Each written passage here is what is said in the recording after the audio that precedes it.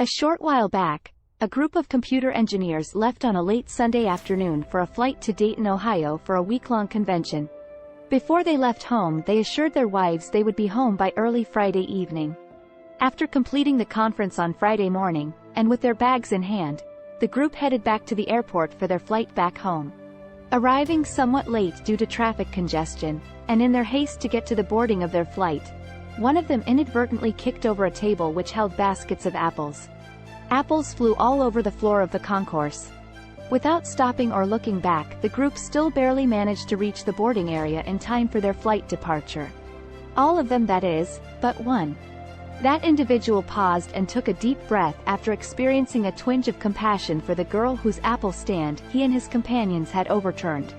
He told his companions to go on without him and asked one of them to call his wife when they arrived back home to explain to her that he was taking a later flight and would arrive later that night.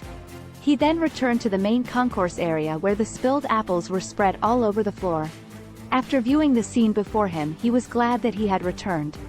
As it turned out, the apple stand belonged to a blind 16-year-old girl. When he returned, he observed that she was on the floor, on her knees, crying softly with tears running down her cheeks as she helplessly groped for her spilled apples. All the while this was going on, the crowd of people swirled about her, no one stopping to help her as no one seemed to care about her plight. The guilty individual who was partly responsible for the incident knelt on the floor with her, gathered up the apples, put them into baskets, and helped set up the display once more. As he did this, he noticed that many of the spilled apples after hitting the floor had become battered and bruised. He set these apples aside in a separate basket.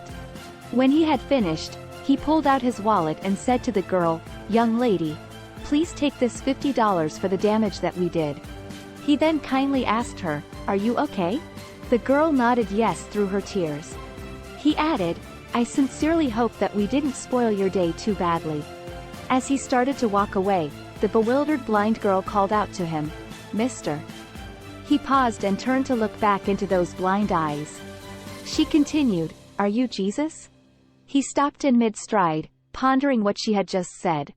He then turned slowly away from the girl and made his way from the concourse area to catch his flight with her question burning and bouncing about in his mind. "Are you like Jesus? Could people mistake you for Jesus based on how they see you live your life? That is our destiny, is it not? We should all strive to be so much like him in the way that we live, and interact in a world that is blind to his love, life, and grace. If we claim to know him, we should live, walk, and act as he would. Knowing him is more than simply quoting scripture and going to church. It's actually living the word as life unfolds day to day. You are the apple of his eye even though you too have been bruised by a fall.